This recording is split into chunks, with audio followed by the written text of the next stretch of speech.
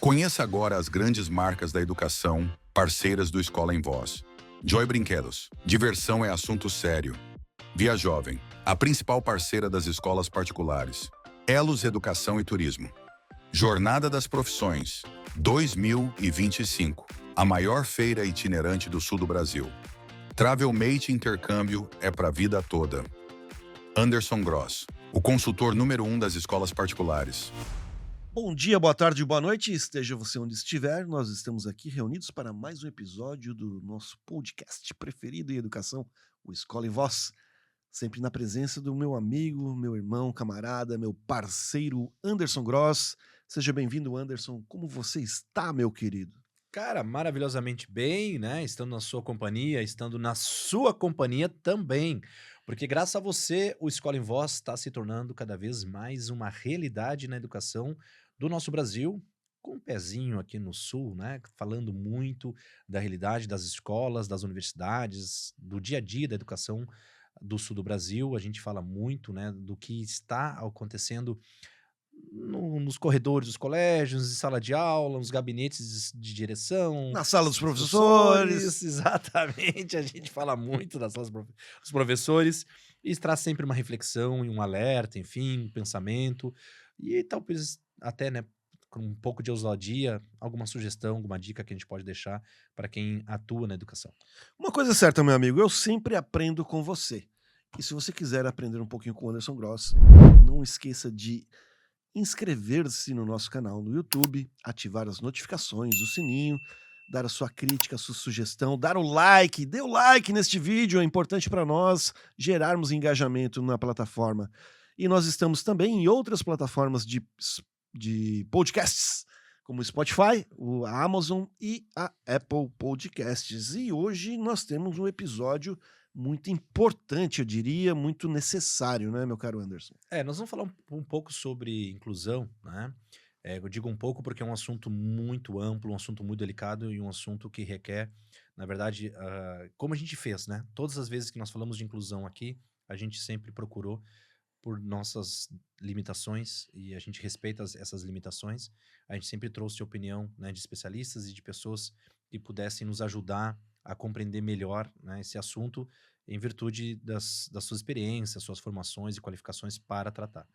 No entanto, a gente decidiu dessa vez falar um pouquinho sobre a nossa experiência, as nossas percepções e observações para que a gente pudesse deixar um sinal de alerta e dessa vez sem a presença de um especialista no assunto, é uma ousadia que nós tomamos, porque a gente entende que tem algumas coisas que dá para a gente deixar aqui de alerta, né, pelo próprio canal, pela sua própria observação e a minha, porque de fato está muito claro, né, que quando a gente fala, em especial, de inclusão de estudantes neurodivergentes ou neuroatípicos, né? A gente sabe que as nomenclaturas o tempo todo estão sendo atualizadas. Até pouco tempo se falava sobre educação especial, né? Necessidades especiais, e agora não pode mais falar assim, não pode mais falar assado. Então a gente, claro que procura respeitar, né, a maneira como os especialistas têm nos orientado para usar, né, as devidas terminologias.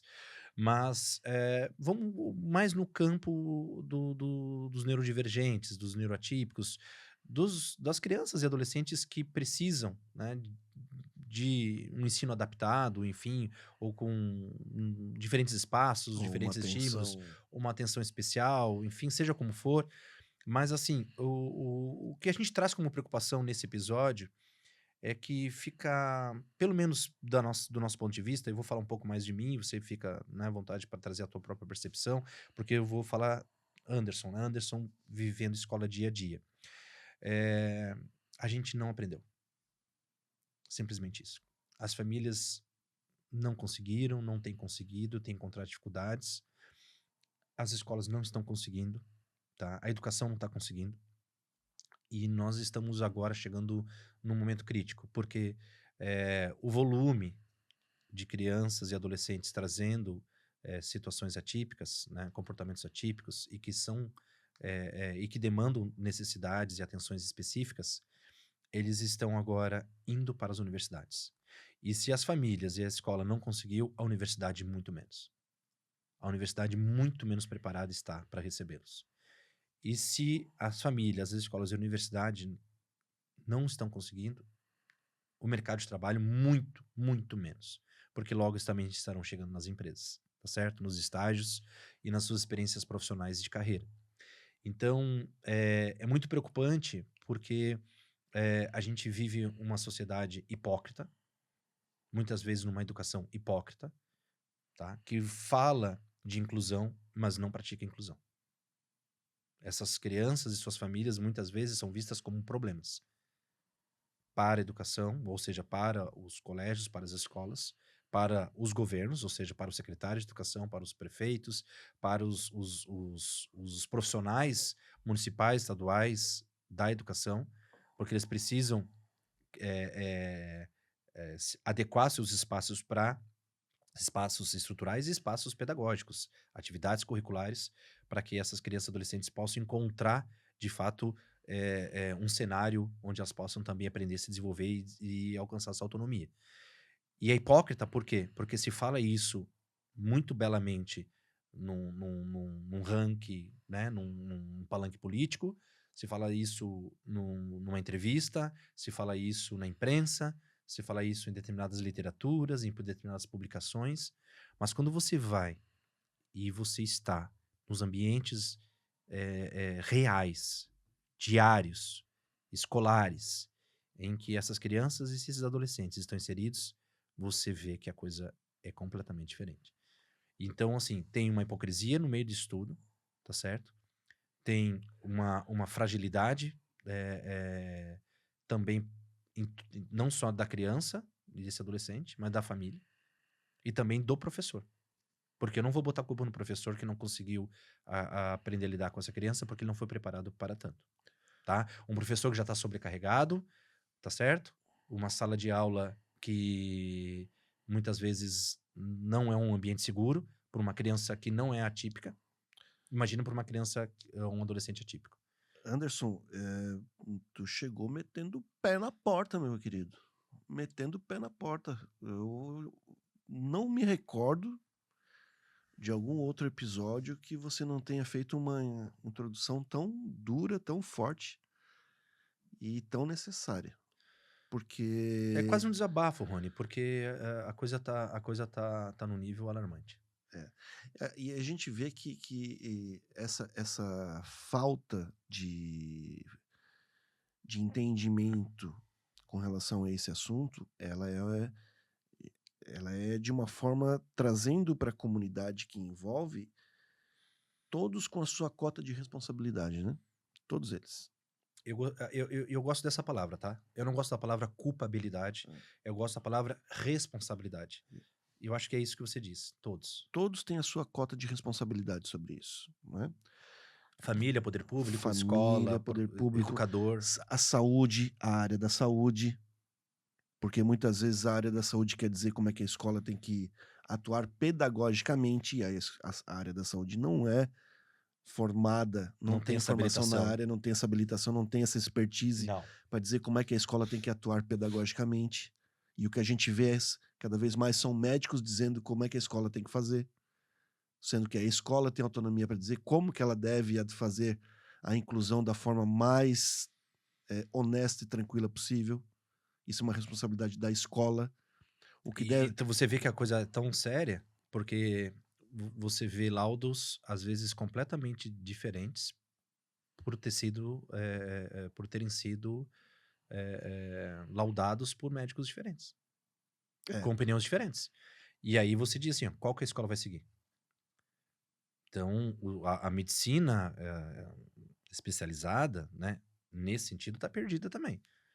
Né? E você vê, por exemplo, a falta de conexão entre os diferentes saberes e os diferentes... A falta de responsabilidade na questão de elaboração de diagnóstico. Porque muitas vezes, situações atípicas, elas não são diagnosticadas com 4, 5 anos. Elas são diagnosticadas na adolescência, algumas até na idade adulta. Muitos recentemente... E a gente vê diagnósticos chegando cada vez mais precoces dessas situações. Mas a falta de observação para que possa ter um diagnóstico preciso não é naquela faixa etária. E aí eu vejo assim, ó, que a necessidade de se apressar em dar um diagnóstico, muitas vezes é poder rotular já uma criança, digamos assim, se livrar, Ter a desculpa. né, exato disso, né? Isso muitas vezes apressado e acelerado por uma família que já está cansada e agoniada. Porque assim, Rony, eu acho que a gente tem que olhar a família. Eu gostaria de a gente ficar um pouco na família, antes de a gente ir para os outros responsáveis. Porque a família, ela vem enfrentando desafios diários. Um dia, dependendo da situação de comportamento de uma determinada criança, é um infinito de possibilidades que aquilo que pode acontecer dentro de uma casa, de um lar, com aquelas características daquela criança, tá? Então, um dia é um infinito. Então, você encontra uma mãe cansada, um pai cansado, um avô cansado, uma avó cansada, um tio, enfim, profissionais que às vezes a família com condições pode contratar, que não ficam, que não permanecem, que vão alterando, não tem continuidade. Então, assim, e nós estamos falando de afeto ou falta de amor, tá? Nós estamos falando realmente de cansaço físico, mental, certo? De exaustão, porque isso acontece. E muitas vezes essa família, ela quer uma busca rápida para poder encontrar um suporte, para poder encontrar uma alternativa, para poder encontrar um caminho, para poder encontrar uma âncora de apoio, sabe? Então, eu entendo que as famílias que estão em exaustão, elas muitas vezes trazem essa agonia na pressão dos especialistas. Mas cabe ao especialista realmente contornar isso de maneira profissional e ética, dando à família a direção correta, né? E explicando para essa família que, olha, esse é um desafio que nós vamos enfrentar juntos. E eu não vou te dar nada agora de maneira apressada, porque qualquer ponto e vírgula, qualquer expressão mal redigida da minha parte pode mudar completamente a estrutura que essa criança vai encontrar por parte da escola.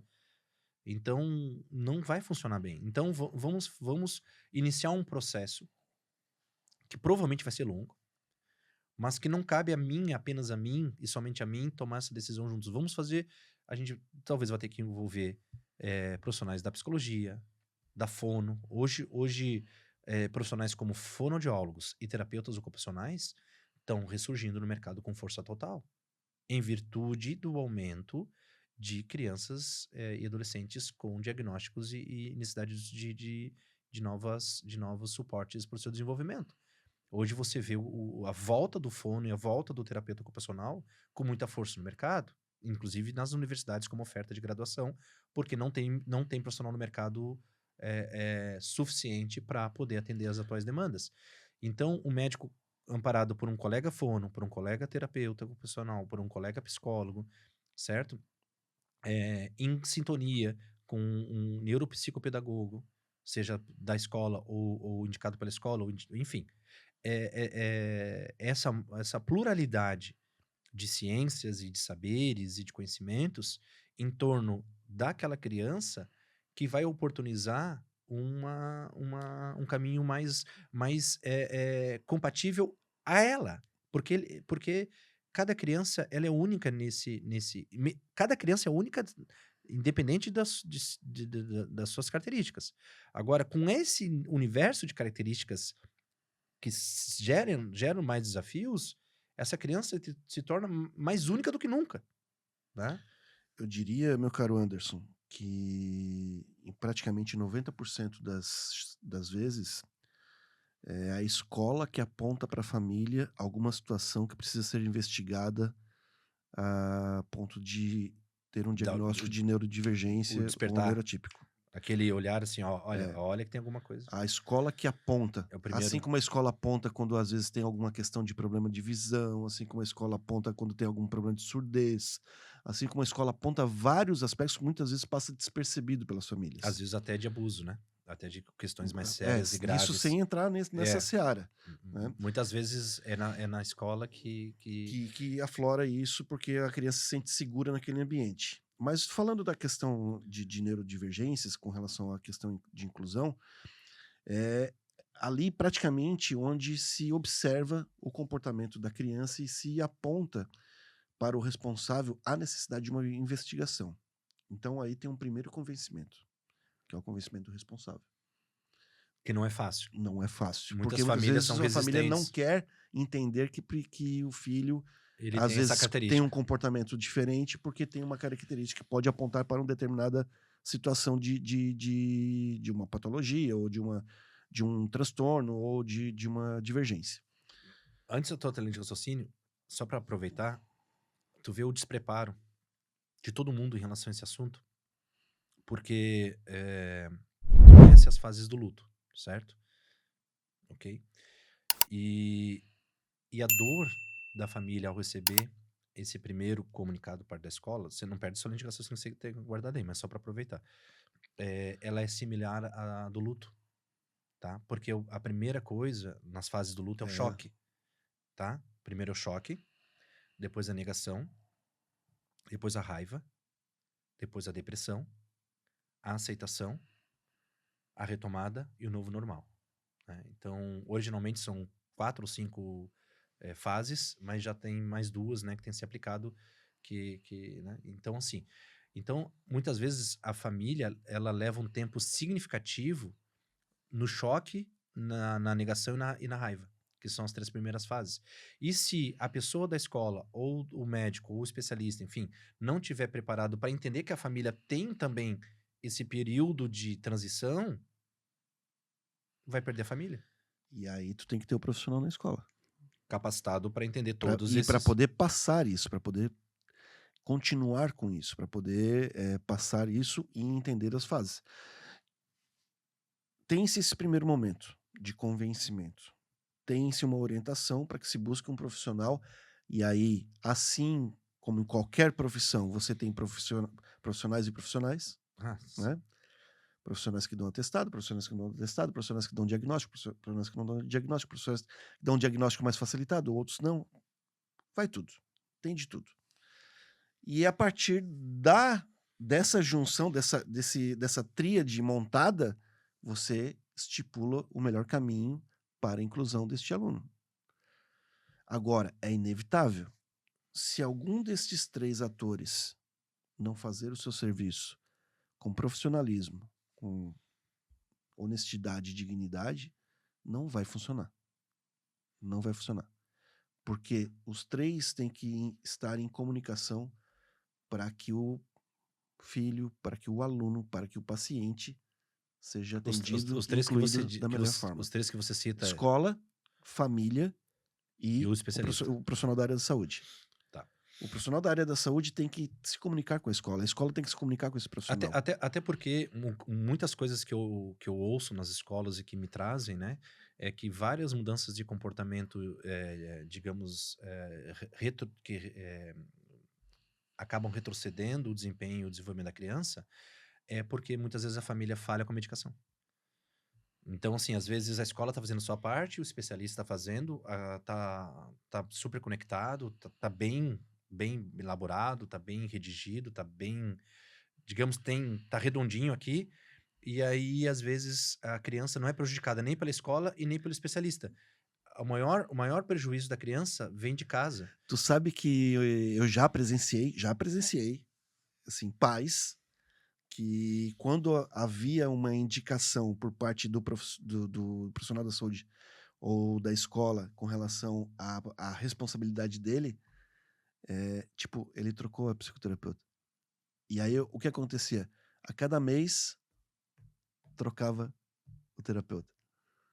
Ou seja, porque o pai ou a mãe Não não correspondia. aceitava o tratamento, não aceitava a crítica que vinha para o lado. A crítica não, mas a Mas a colocação orientação e a sim, orientação e responsabilidade com relação à parte dele. sim. E, cara, é incrível. Eles trocam de médico, eles trocam de psicoterapeuta, eles trocam de escola. Uhum. Ontem eu fiz ontem eu fiz uma fala para uma mantenedora, e eu falei para ela assim, ó, o bom médico ele não é teu amigo. O bom nutricionista não é teu amigo. O bom educador físico não é teu amigo. Um bom mecânico também não é teu amigo. Ele vai te jogar na cara. É, porque o bom educador físico, ele vai te apertar, porque ele primeiro vai entender qual é a tua necessidade. E ele vai te propor um treinamento para que você alcance o seu objetivo, seja saúde, seja estética, seja o que for. Mas ele é comprometido com o teu resultado e não ficar te agradando. O nutricionista, ele tá comprometido com a tua saúde. Então ele não é teu amigo. O médico, ele tá comprometido com a tua vida saudável, tua vida longevidade, ele é teu amigo. O bom mecânico, ele não... Porque se tu chegar no mecânico e falar, dá um jeitinho, Uhum. né? Antigamente era muito comum isso, né? Mas o bom mecânico é amigo do teu carro, da tua segurança de mobilidade, de transporte, entendeu? Então ele não pode ficar dando jeitinho. Ele tem que dizer, não, essa peça tem que trocar. Né? Que não dá pra fazer gambiarra. Isso aqui pode dar ter um acidente fatal.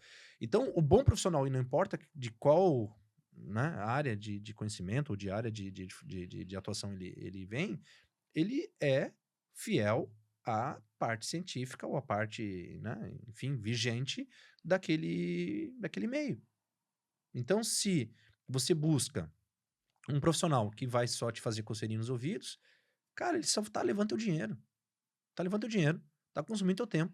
E no caso da educação de uma criança, tá levando anos preciosos da vida do teu filho e talvez até do futuro dele. É verdade. Com certeza. Vai impactar no futuro dele na adolescência e depois na vida jovem adulta e depois na vida adulta. Porque tem coisas que não consegue depois mais resgatar.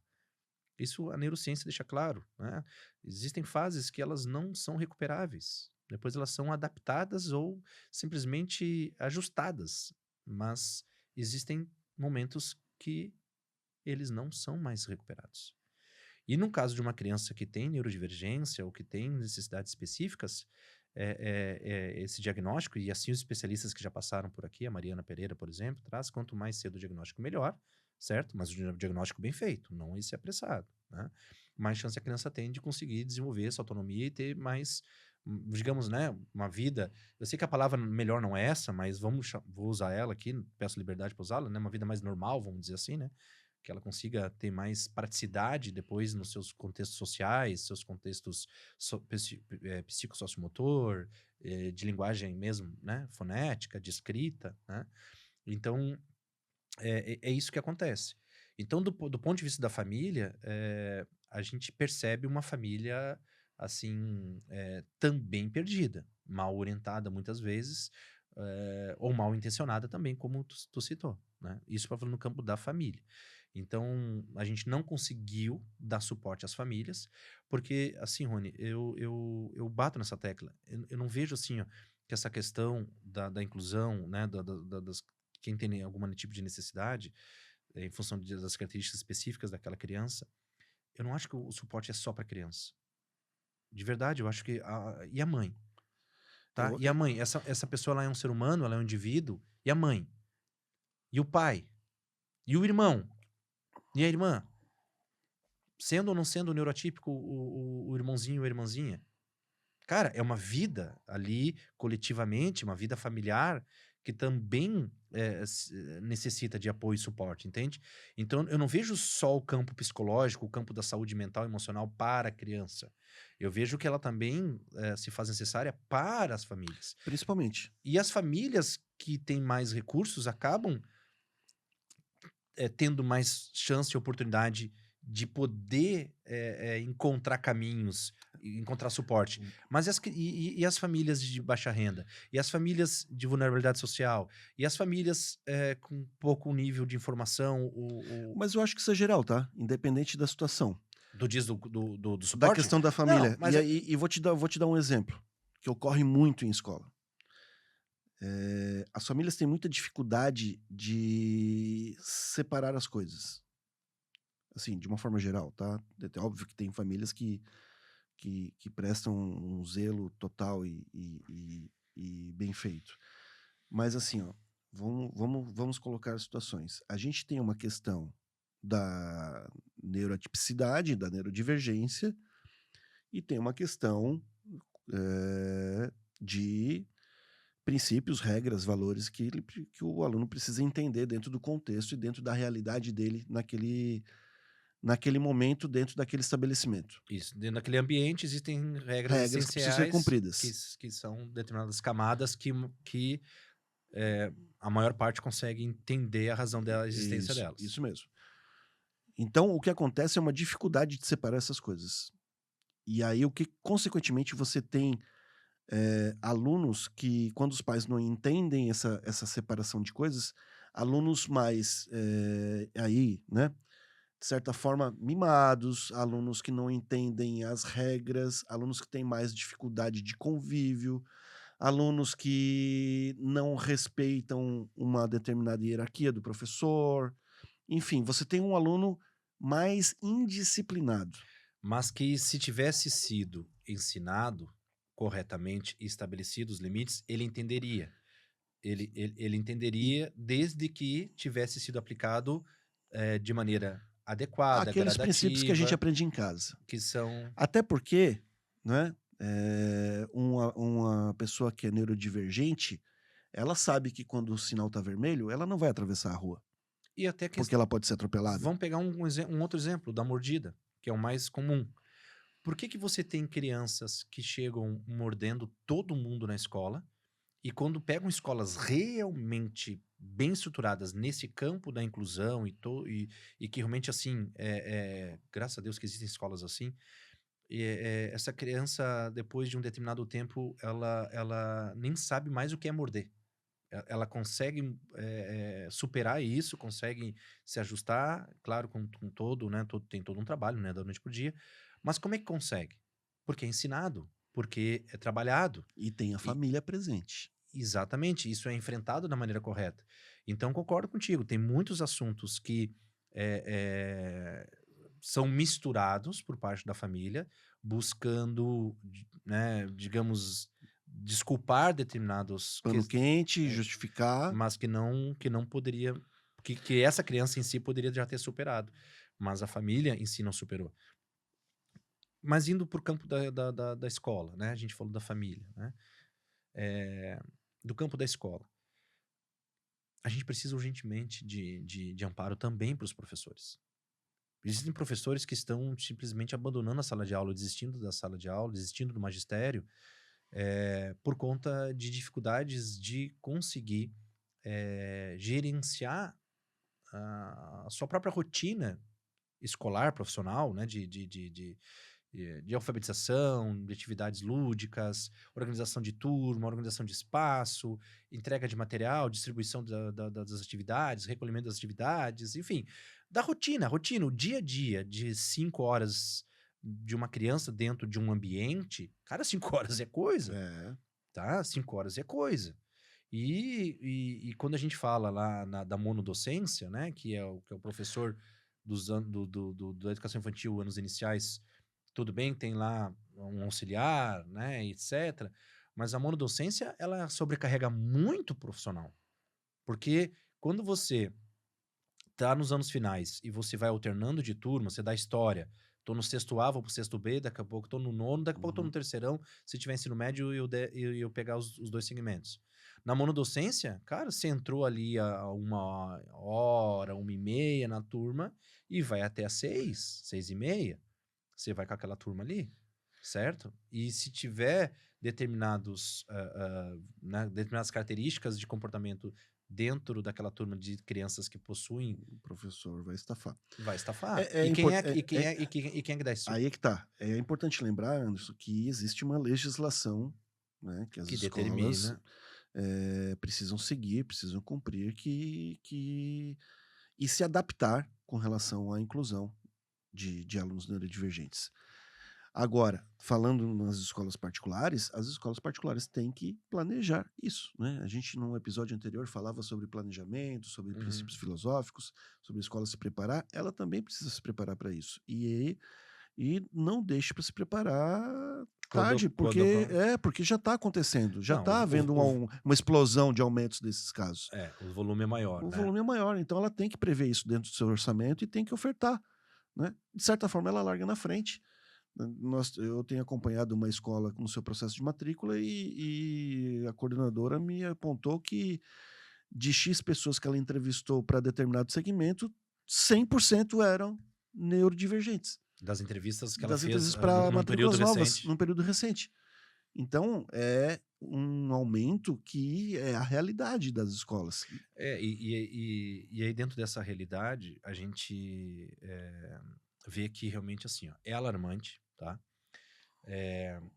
Eu tomo muito cuidado nesse assunto porque ele é tão delicado, ele é tão cheio de não pisa ali, não pisa lá, não fala isso, não fala É. aquilo, sabe? E às vezes você quer tentar entender para si e talvez colaborar com outros, e às vezes você não sabe até onde vai.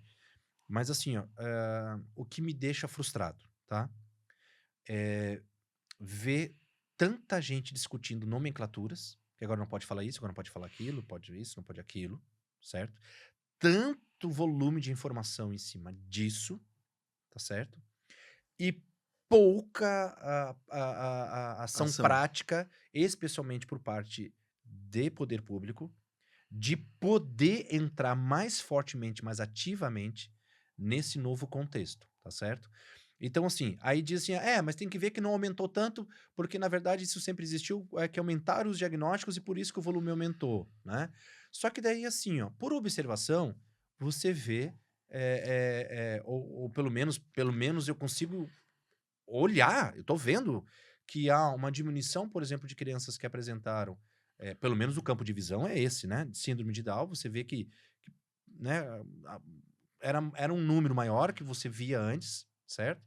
Mas talvez é só uma questão mesmo de visão Percepção. equivocada, né? Então, tudo bem. Mas você vê um número muito grande de crianças e adolescentes apresentando comportamentos em sala de aula que realmente são de laudos e diagnóstico, então isso tá ali. Uhum. E quando você conversa com o pessoal de dia a dia de escola, você vê assim, ó, ei, tá num volume que eu nunca vi, e tô falando de escolas com 50, 60 anos de tradição, talvez até centenários em alguns casos. Aí tem um detalhe, cara. Se o professor que tem que estar lá todo dia com essa criança, com esse adolescente, ele tá exausto, tá? E a escola, por obrigação de legislação, tem que se adaptar. é, é, Será que a gente vai ter num espaço de tempo curto também, tá? A gente vai ter gente interessada em ingressar na sala de aula, encontrando esse novo desafio, entende? Então, Entendi. assim, Uhum. o que a gente precisa hoje? Vamos lá. Vamos recomendar mais um episódio nosso, o Apagão de Professores? Então, né?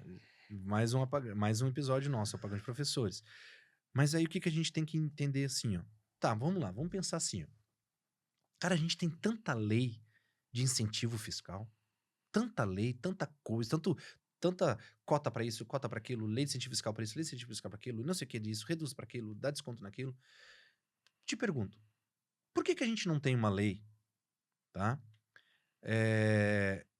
De alguma forma de incentivo ou de isenção ou de algum recurso para a escola, por exemplo, que tem que ter o segundo ou terceiro professor. Por que não tem? Porque, por exemplo, assim, ó, vamos pensar. A escola obrigatoriamente tem que atender a demanda. Ela não pode negar a matrícula.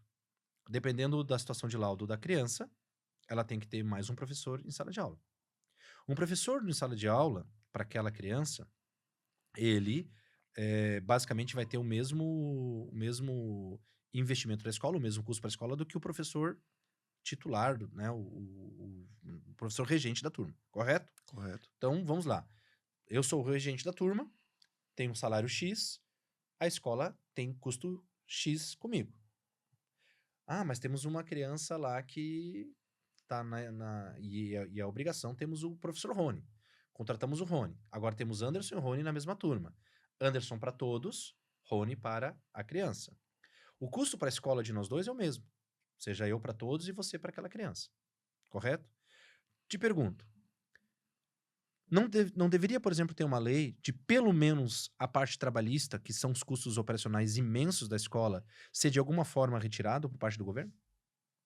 Poderiam ter vários tipos de incentivo, né? Vários. Esse é um. É. Esse é um. Me veio na cabeça esse. Não tô dizendo que tem que ser esse. Mas não poderia ser, por exemplo, esse? Claro. né? Então, assim, olha, você tem que colocar um professor a mais. Em verdade, né? É um custo pesado para a escola. Bom, nós, governo, não temos condições de assumir essas crianças. Ah, o ensino privado tem que assumir. Bota a lei lá, obriga eles. Eles que se ferrem. Eles que se ferrem, certo?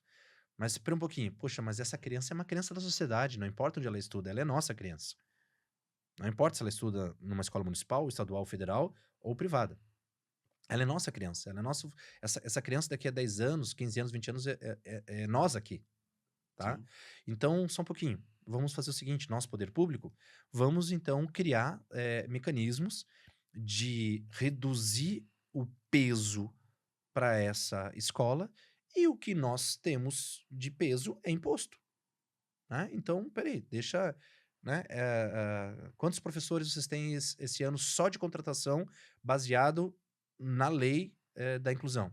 Ah, nós temos na escola 60 professores, desses 60, 50 são professores regentes ou horistas, né? O normal. Mas eu tenho 10 professores que eu não teria. Ah, é? Então tá. Esses 10 professores, a parte trabalhista, né? A parte de imposto, a parte de governo, Tá isento. tá isento. Beleza? O restante com você, mas eu te ajudo até aqui. Beleza? Beleza. Maravilha. Tá? A família. Aí eu volto um passo atrás no nosso episódio. A família. Todas as famílias têm condições de pagar todo o tratamento? Uhum. São tratamentos caríssimos, São. certo? Tanto do ponto de vista da consulta, como da medicação. E aí tem um detalhe, né, Anderson? Tu não vê o aumento da estrutura pública para esse tipo de coisa. Não. Tu vê aumento de vaga em escola, vê um monte de coisa. Mas eu pelo menos não tenho percepção de que você tem unidades a mais do CAPS ou de que tem profissionais da saúde envolvidos nisso para poder haver uma inclusão mais digna, tanto para a escola pública quanto para a escola privada, porque tem muita gente que estuda em escola privada, mas não é aquela escola com ticket médio alto, é uma escola com ticket médio menor, que não tem a condição de manter um psicólogo todo mês, ou uma consulta com um remédio que muitas vezes é caro. Tem tudo isso, todas as situações. Então, tu não vê o poder público também nesse sentido, né? Então, igual. O que vamos dizer? Só um pouquinho. Poder público, qual é o peso que a gente gera para a sociedade? Impostos. Então, por um pouquinho. Seguinte. O tratamento de famílias que têm dificuldades ou que estão numa certa limitação, certo? Financeira já por conta. Porque, cara, o custo para essa família é muito maior. É em alimentação, tem alimentação específica, tem, às vezes, Terapia ocupacional, cara. a Às sessão, vezes, a clínica, a consulta, os exames, às vezes o remédio, se tiver. os medicamentos, quase todos têm, quase todos têm. Às vezes até o próprio calçado, às vezes um calçado é É. diferente, certo? Não sei o que das quantas, tem alergia a isso, tem alergia àquilo. Às vezes o médico E ainda manda fazer um esporte para poder. aí faz lá a escolinha. Aí vamos fazer o seguinte, ó. Qual é a estrutura adicional que essa família obrigatoriamente tem que aderir para poder dar a essa criança um mínimo de condição de vida social, de vida educacional, de vida emocional, de vida saudável? Ah, é tudo isso? Beleza. Então é o seguinte, ó. Esse médico aqui tá na tua linha de tratamento? Tá. Então esse médico é o seguinte, médico, ó, quanto é que tá a consulta? R$ 400. Tá, seguinte, para essa família 200. Tá, mas e os outros 200? Ou eu pago ou eu deduzo do teu imposto de renda, É, beleza? eu Faz sentido ou entendo. não faz? Faz, Ó, total. Total. médico, seguinte, ó, 200 pila do imposto de renda eu te dou depois, beleza? Clínica, farmácia, não tem a farmácia Farmácia popular? do trabalhador, Não aquela. sei o quê, né? Que é 90% de desconto. Ó, neurodivergente é o seguinte, porque o medicamento deles Tem vários medicamentos que e são são muito distribuídos caros, gratuitamente. cara. Mas eu diria que a escola, aí falando do poder público, tá? Escola pública. A escola ela tinha que ser um ecossistema completo para atender o aluno quando ele chega de manhã e entrega à noite, de banho tomado para os pais. Ela tinha que ser um ecossistema completo. Escola pública.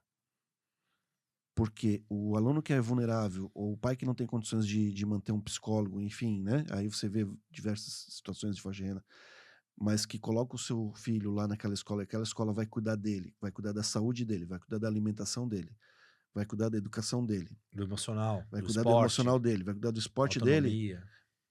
Cara, Esse é o poder, esse é o dever do Estado. Esse é o dever do Estado. A gente não pode fugir muito disso. As escola pública nos Estados Unidos, como é que é? É tudo isso. É tudo isso. Eu só... São integrais é, e elas não, trabalham não, isso. Vai ter o médico lá dentro, vai ter o cara que vai ter o o psicólogo. psicólogo, vai ter o dentista que vai fazer um check-up periódico. Não, na minha escola de educação básica, por isso, já te comentei várias vezes sobre ela aqui, vários episódios, né? Deve lembrar, Isabel de Espanha, 3 vezes campeã, né? Do concurso de bandas e fanfarras nacional, né? Campeã nacional, etc. E uma das coisas que eu tinha na minha escola, a minha escola tinha psicólogo, a minha escola tinha dentista, tinha na minha escola, tá? A gente marcava, ia lá e, cara, tava lá, né? Então, assim, e funcionava muito bem. Eu fiz consulta no dentista, fiz consulta com a psicóloga também em determinados momentos na escola. Então, né, essa estrutura, ela faz todo sentido e faz muita falta, né? O banho tomado eu tiraria, mas Não é é, claro, é só para brincar, né? Mas assim, seria o ideal, né? de banho Pô, tomado, cheirosinho, lencinho, não, mas assim, mas seria o correto, né? Agora, a gente sabe que é utopia e que o poder público não vai conseguir ofertar isso, certo? Dessa forma. Mas então, se vai ofertar em núcleos separados, tá? Em que essa família tem que fazer todo esse percurso, e isso é desgastante também, É. tá? Essa via sacra que uma mãe, um pai, uma avó, né, uma cunhada lá da mãe, enfim. Cara, a família vive isso numa via sacra, cara, sufocante. Então, pelo menos, o poder público poderia suavizar isso, chegando lá não ficar em fila, tá? Chegando lá não ficar esperando, Ofertando mais serviço, né? chegando lá não ficar sendo humilhado. Porque às vezes, por exemplo, vamos pegar a questão, a lei do PCD lá para compra de carros. Cara, o que o troço é tão humilhante, ele é tão desgastante que a pessoa que tem direito a comprar um carro sem o IPI desiste. É. A lei foi feita para bonita porque ela é feita para não ser aplicada. Ela humilha o deficiente. Ela humilha, ele é maltratado, inclusive pela loja, que eu não entendo por quê, porque a loja vai receber o valor dela. O valor de desconto é do governo. Entende? Ele é maltratado pelo vendedor da montadora, que eu não vou citar o nome, porque eu já ouvi casos de todas, né? Então, cara, a humilhação que essa mãe, esse pai, essa avó passa. De conseguir um atendimento, de conseguir uma medicação, de conseguir um laudo, de conseguir não sei o quê. Então, isso tudo é desgastante. Se ao menos, pelo menos, tudo bem, eu vou ter que percorrer todos esses caminhos, porque eles estão todos separados, eles não estão estruturados, como você mencionou, num único núcleo, né? Num único espaço, tudo bem. Isso altera a vida? Não altera? Muitas vezes as pessoas acabam desistindo da sua própria carreira, porque isso consome tanto tempo, tanta energia, que alguém da família vai ter que abrir mão da sua carreira profissional para poder Sim. dar suporte a essa criança e adolescente. E geralmente quem é? É a mãe. É. E Então, assim, e essa mulher, ela não precisa também de um de um suporte. Mas em todas as portas que você bate, você é humilhado. O, Pelo próprio Estado. Se você tem isso dentro de um ecossistema, você também alivia muito essa carga para os pais, né? Alivia para os pais que querem fazer acontecer e você traz também para si a responsabilidade de pais que muitas vezes não são responsáveis com isso. Não, aí o que acontece? Aí quando você tem um sistema operando perfeitamente, você tem alguém fiscalizando. Porque daí fiscaliza se a medicação Está sendo dada. dada, se a medicação está sendo revendida, que sempre tem um sem vergonha, Sim. né? Quantas vezes a gente vê aí questões de crianças com doenças difíceis, complexas ou novas, ou enfim. As rifas, né? As rifas, Aquelas rifas. as vaquinhas. É. As vaquinhas, né? Para cirurgia, não sei o que das quantas, e quando você olha, tá lá os pais. Andando de carro importado. Eu na Disney, né? E desse tipo. Então, assim, alguém fiscalizaria a parte econômica, a parte da saúde, né? Da parte da escola. Então, haveria um cuidador do Estado em relação a isso, certo? Que daria suporte. Escola, tô te dando suporte em isenção, Médico, tô te dando isenção. Família, tô te dando isenção, certo? Vou aliviar um pouco a tua carga, né? Então, ó, olha tudo que eu tô te ofertando, beleza? Agora faz o certo, porque se não fizer vai vir a fiscalização e vai vir a disciplina, vai vir a correção, vai vir o regramento que você vai ter que agora ser responsável pelas más decisões que você tomou. Porque eu te ofereci tudo isso, certo? Então, quando isso ocorre bem, cara, o entorno dessa criança funciona melhor. Uhum. Porque um pai desgastado, um professor desgastado, só piora a situação da criança. Sim. Só piora, porque ela já vive uma situação de desafios. E quando ela olha aqueles que deveriam ser os seus cuidadores, que é a sua família e que é o seu educador, seja coordenador, diretor, a tia lá da cantina, Uhum. a tia da beleza, o secretário da escola, a professora de sala de aula, Portaria. portaria. Então, assim, ó, quando todo mundo que devia me cuidar só tá me dando porrada, ou só me olha estranho, me olha com nojo, me olha com indiferença, me olha com revolta, me olha com, ui, sai daqui. Cara, que mundo é esse que eu nasci? Que mundo é esse que me quer? Que mundo é esse que eu vou viver? Porque aqueles que estão acima de mim, que deveriam de ser os guardiões de todo, né, o meu ser, são os que menos me querem. São os que mais me querem longe. São os que mais me querem distante. Por isso que eu digo que é hipócrita quando eu comecei o episódio. É hipocrisia. A hipocrisia está em vários comportamentos. Não está na fala. Se você olhar, a fala de todo mundo é muito bonita, é muito linda, é muito inclusiva, é muito sofisticada. Você vê o mesmo falante da fala sofisticada usando todas as terminologias corretas da inclusão, as mais modernas, e ele sai ali do espaço de fala e vai pro dia a dia, pra rotina, pro comportamento, ele pratica um troço que chega a ser desumano. Desumano. Você vê isso hoje em escola. Eu vi isso em sala de aula, agora recentemente. Um professor agindo como uma criança neurodivergente numa situação, cara, eu fiquei possesso. Eu tinha vontade de pegar o professor e dar uma sacudida nele. Bem de Porque, leve. bem de leve, porque ele foi um covarde numa ação com um adolescente, numa situação que eu estava em sala de aula praticando uma atividade e que a criança estava sob controle, né? Já um adolescente estava sob controle, estava correspondendo bem, ele estava agindo bem, né? A coisa estava acontecendo conforme havia se imaginado. Inclusive, a culminância, a apresentação desse aluno na atividade supera todas as minhas expectativas. Só que daí tem um detalhe. Olha como a gente está falhando. Porque no trabalho que a gente fez, que a gente dividiu em grupos, os neurotípicos ficaram em que grupo? Não caíram num grupo específico ou ficaram separados, segregados? Segregados. Segregados. É. A escola não consegue. Por quê? Porque a inclusão não é só incluir a criança ou adolescente na atividade curricular, na rotina escolar. Ela é também a inclusão do não divergente. E eu acho que esse é o maior desafio, né? É do não divergente. O não divergente tem que ser incluído na vida do divergente e vice-versa. Tem que ser incluído. Ele tem que entender que o colega dele tem uma necessidade ou tem um comportamento e que ele pode ser, sim, incluído no seu grupo. E que a participação dele pode trazer diversas colaborações, pontos de vista, socializar, participar, incluir, brincar, curtir, rir, abraçar, porque daqui a pouco o neurodivergente vai trazer uma fala engraçada, um ponto de vista e com muita inteligência, tá? É verdade. Umas sacadas assim incríveis. E aí vai ser legal ouvir.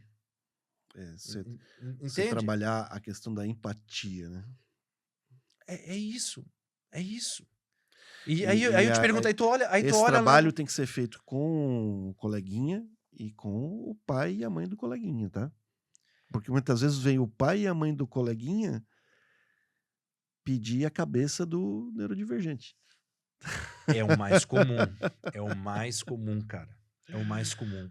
Rony, é muito comum pais de crianças que não são divergentes justamente trazerem isso. E aí eu te falo, né? Uso expressões como aquele, só pode ter sido ele, aquela criança. E uma criança, um adolescente ouvindo isso aqui, ó, de dentro de casa, tá? Ele reverbera isso no seu comportamento de sala de aula. Então, o espaço de sala de aula se torna um espaço de exclusão, certo? Eles acabam, como é que você usou a expressão? Segregados, né? Segregados. Ficam segregados, porque ele é diferente. Muitas vezes essa segregação começa nos grupos paralelos de WhatsApp. De famílias E de alunos. mal orientadas, né? E mal intencionadas. Então, quando eu digo que é hipocrisia, tá? Quando eu digo que é hipocrisia, é porque quando você vai olhar os falantes causadores de dor, ou que se comportam, são aqueles que nas redes sociais, ou até mesmo na própria escola.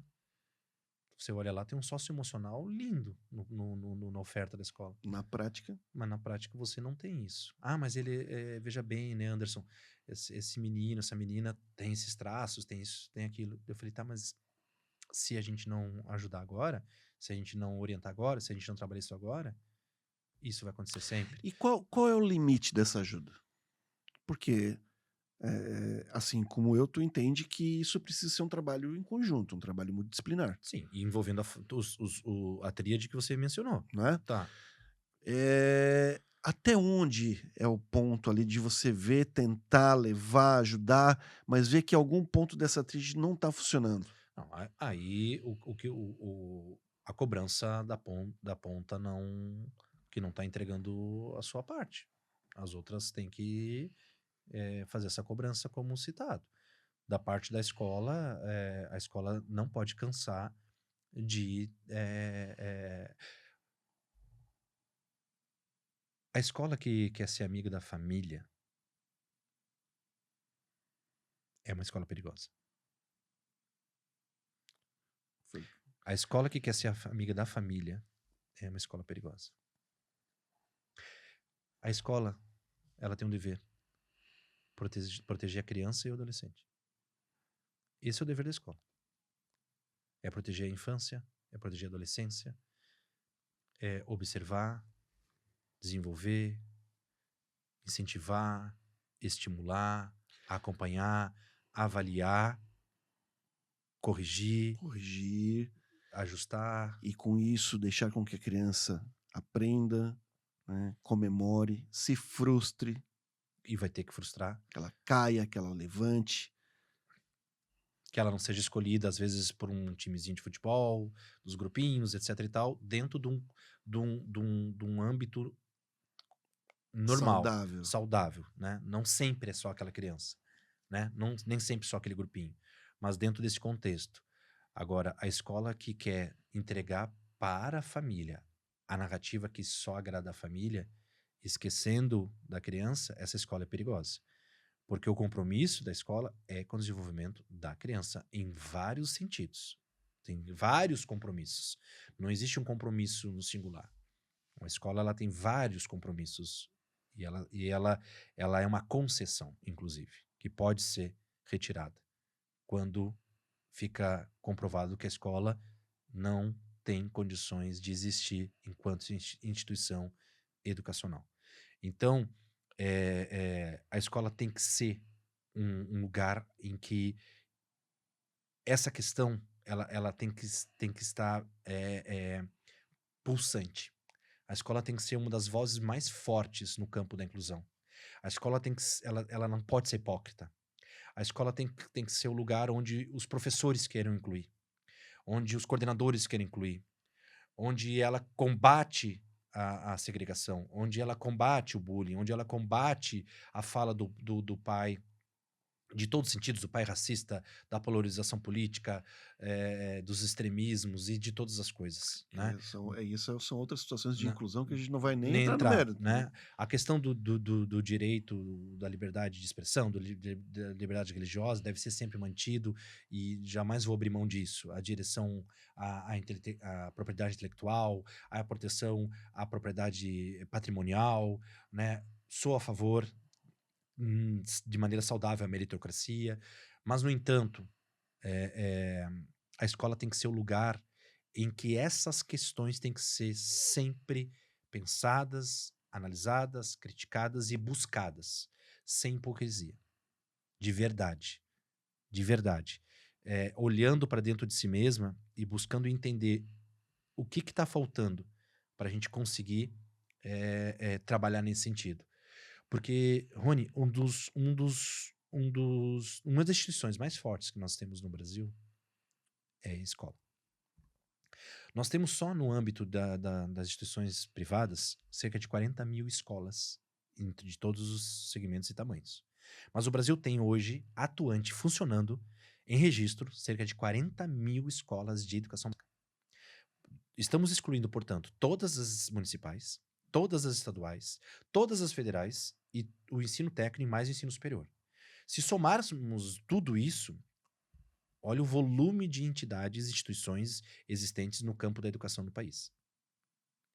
E nós não conseguimos colocar no Congresso Nacional educadores representando, legislando a favor da educação, a não ser nas polarizações.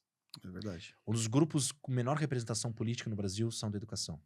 Superados por médicos e por advogados, por setores do agro, por setores do futebol. É mais fácil você eleger bancadas religiosas. É mais fácil você eleger hoje no Brasil Tem a bancada da bala. Da bala. Bancada da bala. Bancada ruralista, da bala, do futebol, enfim.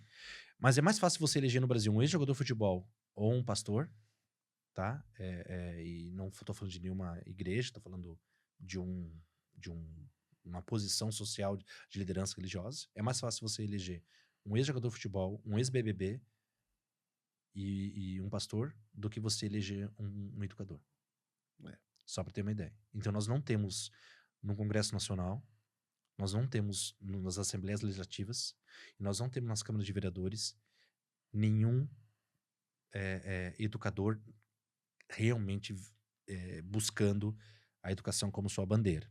Nós temos alguns profissionais da educação, ou professores, ou diretores de escolas, muitas vezes posicionados nas polarizações políticas, tá?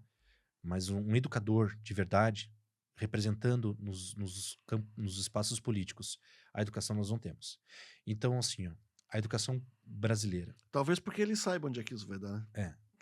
A educação brasileira, ela não é unida, a educação brasileira não é coesa, a educação brasileira não tem um projeto, a educação brasileira não tem uma bandeira, não tem uma identidade.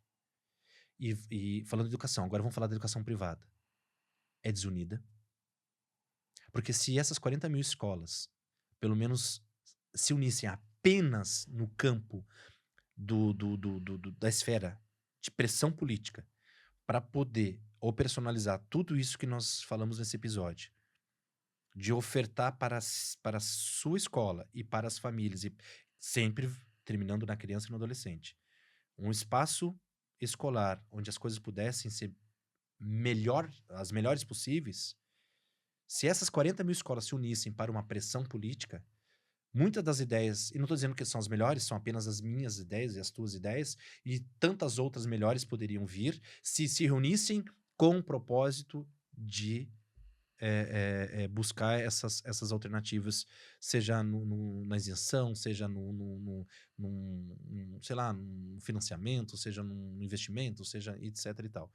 Olha só quanta coisa poderia ser diferente. Além de aprovar fundos para isso, poderia-se muitas vezes buscar pesquisas aí do campo científico. Científico é saúde mesmo, medicina, psicologia, fono, terapia ocupacional, no campo da pesquisa médica, no campo da pedagogia, tá? Daí neuro, psico e todo o campo pedagógico das suas mais variadas versões e camadas que poderiam investigar. Imagina se nós levássemos a sério o que está acontecendo na nossa sociedade e buscássemos investigar e buscar alternativas e treinar e estudar, testar inúmeras possibilidades e talvez através dessas possibilidades as que vão dar certo, as que vão dar mais ou menos, as que não... Opa, isso aqui, meu Deus do céu, isso aqui deu errado, abandona, não deixa ninguém nunca fazer, porque a gente viu que não dá, não funciona, mas que pudesse, sabe, ser um organismo contínuo, vivo e assim, realmente comprometido. Porque, de novo, eu começo o episódio falando da seguinte forma. As famílias não aprenderam, a escola não aprendeu, a universidade muito menos. Pior ainda, vai ser o pior lugar do mundo para esse adolescente, vai ser a universidade. E depois o mercado de trabalho.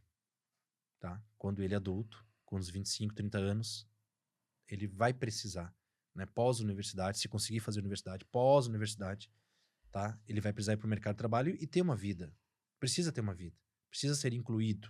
Precisa ter autonomia, precisa ter autoestima, precisa poder andar, ir, voltar, percorrer a sua vida adulta nas suas fases, formar matrimônio, formar família, poder comprar um imóvel, poder viajar, poder, enfim, poder abrir um negócio. Então, nós vamos rapidamente chegar com essas crianças e adolescentes nessa fase, certo? E se eles continuarem altamente dependentes das suas famílias, cujos pais vão estar já envelhecidos, com mais de 60, 70 anos, né? Não envelhecido, mas enfim, né? Vão estar num outro estágio de vida também. Que sociedade futura nós estamos construindo se nós não conseguirmos ajudá-los a desenvolver agora e buscar autonomia agora e buscar de alguma forma de independência agora? Se nós não conseguirmos ajudá-los a passar pelas fases que ainda virão, certo? Então, o que nós temos hoje é um momento muito sensível, que todos que estão envolvidos com a educação, seja no âmbito privado ou no âmbito público, têm que agir. E agir de verdade, né? Sem palanque eleitoral, sem palavrinhas bonitas só para dizer que é sofisticado, que entende do assunto. É ir para a parte prática, né? E a gente deixa esse episódio aqui com muito carinho e uma homenagem respeitosa e bonita a todas as famílias e todos os educadores que têm dado o seu melhor diariamente para dar a essas crianças e esses adolescentes o melhor possível de uma vida escolar viável, saudável, inclusiva, acolhida, porque tem pessoas incríveis fazendo trabalhos incríveis e que nos dão esperança. Mas essas pessoas poderiam também ser melhor ouvidas, talvez até melhor remuneradas, talvez até melhor também acolhidas, porque talvez delas também podem surgir práticas e ensinos e caminhos que poderiam servir para outros que estão perdidos. Então, criar, né, acho que esses espaços para isso é algo que a gente deixa aqui como dica e esse respeito, né, essa homenagem a essas pessoas. Me sinto homenageado, porque sou o padrasto de uma coisinha mais linda, que tem 12 anos, que tem o transtorno do espectro autista e o transtorno por déficit de atenção e hiperatividade. Então a gente sabe como é e eu sou um cara que aprendo todos os dias com isso e maravilhado pela incríveis, figura né? dela. Ela é extremamente incrível. Eu aprendo todos os dias. E é um episódio também necessário, né? Com as responsabilidades. Cada qual com a sua responsabilidade. Bom, galera, você que acompanhou esse episódio sobre inclusão, muito necessário, muito importante. Se você curtiu esse episódio, compartilhe ele, dê o like, faça com que ele possa engajar mais no YouTube e alcançar muito mais pessoas do que estamos alcançando. Se você curtiu esse episódio, inscreva-se no nosso canal, ative as notificações, ative o sininho, dê a sua sugestão, traga temas para que possamos discutir aqui com convidados ou entre nós sobre educação brasileira, sobre educação básica, sobre toda a comunidade escolar. Se você nos acompanhou até aqui, nós deixamos um grande abraço e não perca o nosso próximo episódio. Um grande abraço. Até mais. Este episódio do Escola em Voz contou com o apoio das seguintes empresas e marcas: Joy Brinquedos. Diversão é assunto sério. Via Jovem, a principal parceira das escolas particulares. Elos Educação e Turismo. Jornada das Profissões 2025, a maior feira itinerante do sul do Brasil. Travelmate Intercâmbio é para a vida toda. Anderson Gross, o consultor número 1 das escolas particulares.